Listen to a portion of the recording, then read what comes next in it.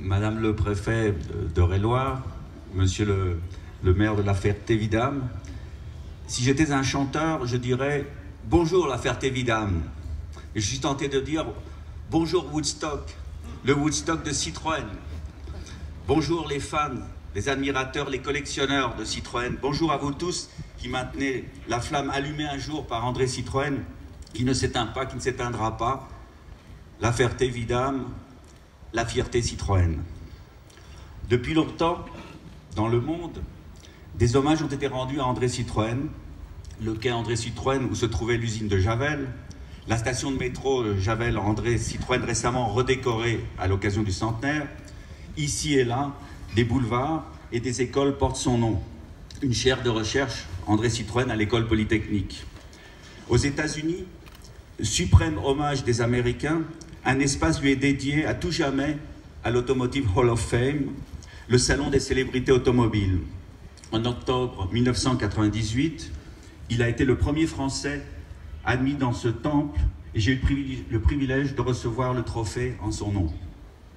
Mais le plus bel hommage est celui que vous lui rendez tous ici, réunis, pour célébrer les 100 ans d'une société qui a marqué notre époque.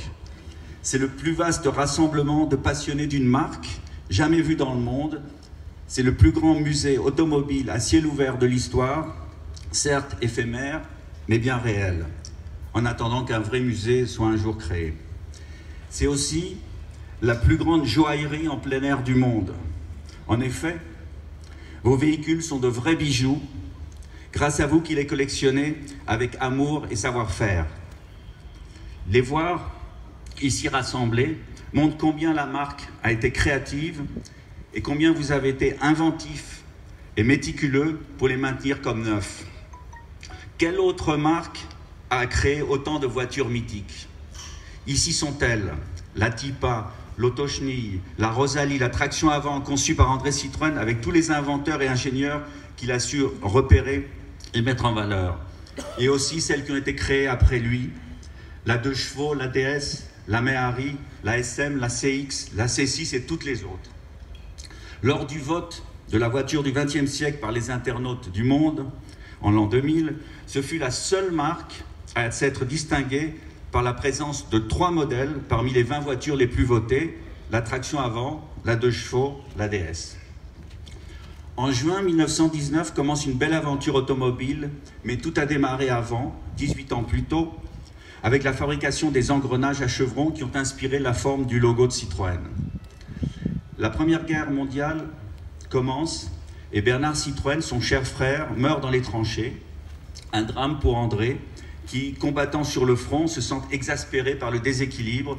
Les Allemands envoient beaucoup plus d'obus sur les lignes françaises que le contraire. Sans hésiter, il demande une permission à son supérieur pour aller proposer au gouvernement la construction immédiate d'une usine pour produire autant d'obus que l'ennemi. En 4 mois, sur des terrains inoccupés de Javel, cette usine est construite, une réactivité à toute épreuve. Quand la guerre se termine, inspiré par les nouvelles méthodes industrielles qui se développent aux États-Unis, André Citroën transforme son usine d'obus. Il va produire des automobiles à la chaîne afin de réduire les coûts et pouvoir les vendre à un prix accessible. Il veut que la voiture devienne le moyen de locomotion par excellence. Le 4 juin 1919 sort la fameuse Tipa.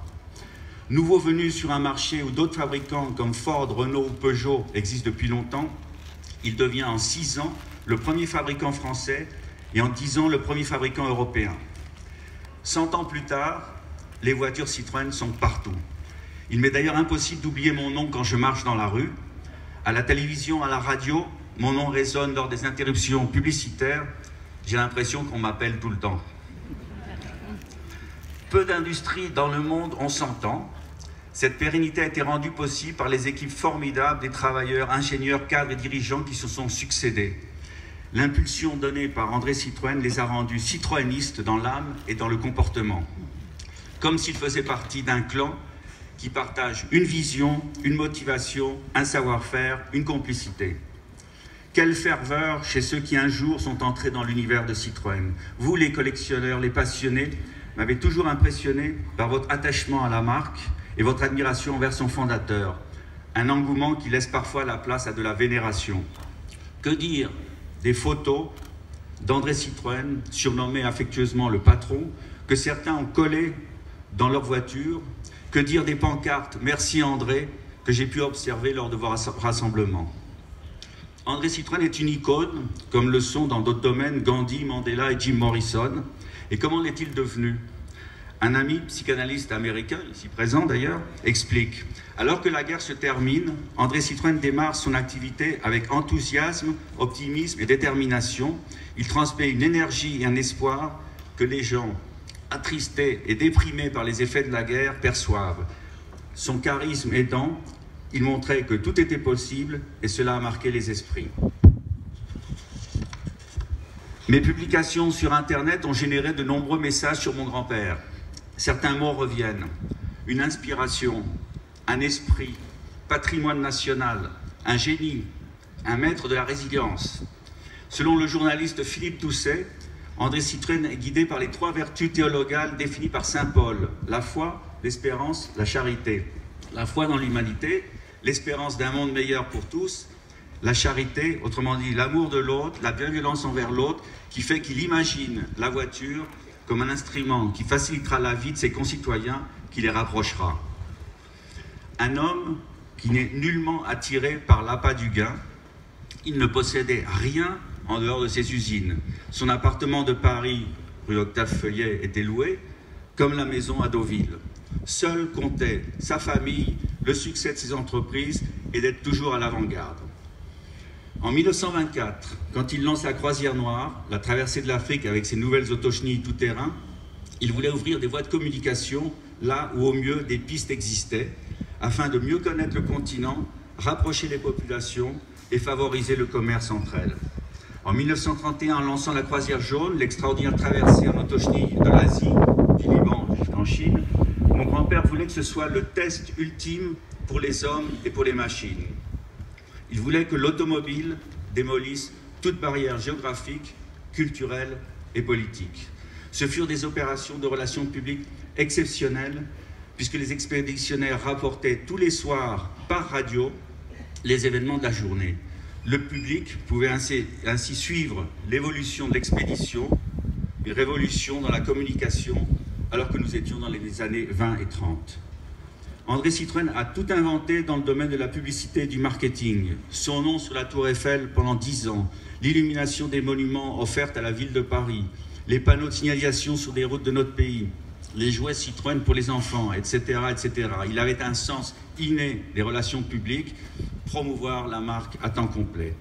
Un jour, un dirigeant de PSA m'a montré le manuel de concessionnaire de 1932 en me disant « Regarde, ce manuel peut s'appliquer à la lettre aujourd'hui. » Toujours à l'avant-garde, même dans le domaine sociétal, André Citroën voulait que les femmes conduisent, elles qui à l'époque n'avaient pas les mêmes droits que les hommes.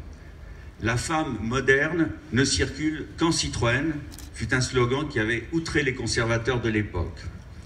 Toute cette belle histoire se termine, hélas, en drame. En 1932, André Citroën perd son meilleur ami, son bras droit, celui qui modérait ses ardeurs et lui rappelait les réalités. Georges-Marie Hart meurt de maladie à la fin de la croisière jaune qu'il dirigeait personnellement. La même année, André Citroën visite l'usine complètement rénovée de Louis Renault, son grand rival. En sortant, il décide de moderniser son usine de Chavel pour disposer d'installations encore plus performantes que celles de son concurrent. Un investissement majeur en pleine crise économique mondiale que Georges-Marie Hart l'aurait sûrement dissuadé de réaliser. Des problèmes financiers surgissent. Pour les affronter, il faut vite commercialiser l'attraction avant, qui vient d'être conçue. Elle sort trop vite, sans avoir pu être testée convenablement. Mon grand-père, malade, perd le contrôle de sa société et meurt en juillet 1935. Jacques Séguéla, dans son dernier livre, Papa, Maman, Citroën, commente cette fin tragique. André Citroën, le funambule sans balancier, aura quitté la scène comme il a vécu, trop vite. Ainsi naissent les légendes.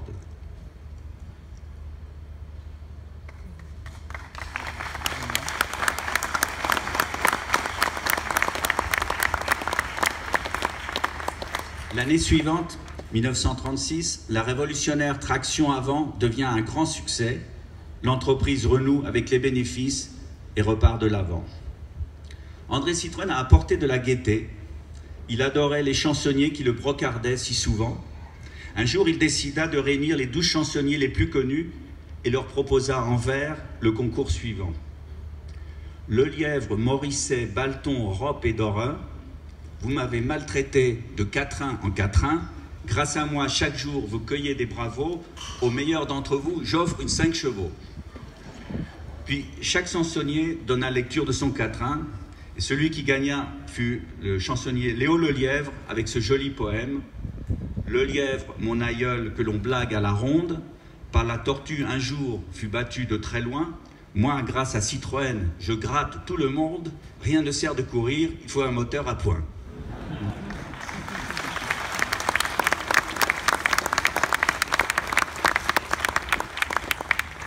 Ce concours montre le sens de l'humour et la générosité d'André Citroën. Au XXe siècle, essayez de trouver un industriel plus sympathique que lui. Louis Renault avait dit « Citroën nous fait du bien, il nous empêche de nous endormir ». Cette phrase est toujours d'actualité. J'ai en tête le fameux slogan « Vous n'imaginez pas tout ce que Citroën peut faire pour vous ». Aujourd'hui, Citroën peut faire que nous vivions ensemble un grand moment, une fête inoubliable, une grande messe historique. Et merci aux organisateurs, Alain Turet, Xavier Crespin, Arnaud Belloni et leurs équipes de l'avoir si bien organisé. Mais avant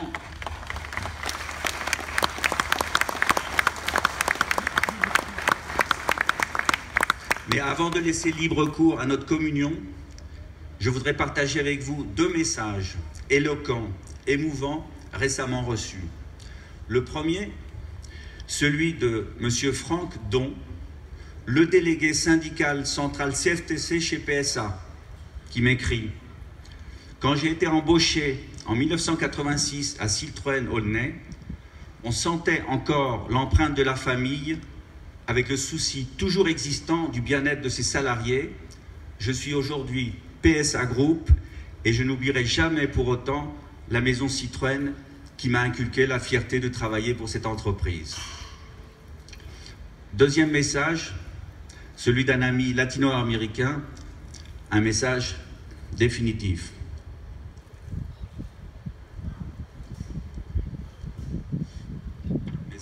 Le message, Citroën, c'est la France.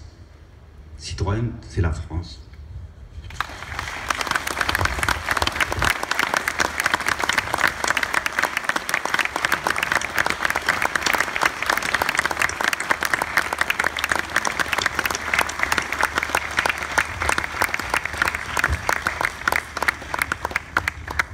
Mais je crois que tout est dit. Et je pense